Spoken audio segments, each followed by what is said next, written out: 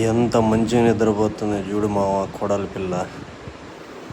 మేనమామ ఊళ్ళో కూర్చోబెట్టి అదేదో సాంగ్యాలు ఉంటాయి కదా, ఫస్ట్ మేనమామ కూర్చోబెట్టుకోవాలని అటు నిద్రలోనే సగం నిద్ర లేచింది. మళ్ళా చూడ ఎట్టు కదులుతుందా.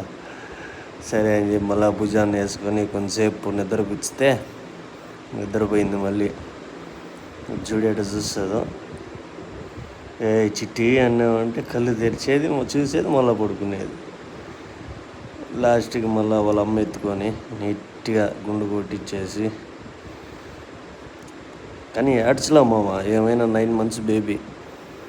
ఈడ నేను మామనే. అజ్జుడు ఎట్నవుతుందో చిట్టిదే. అజ్జుడు అయ్యి దొంగదే.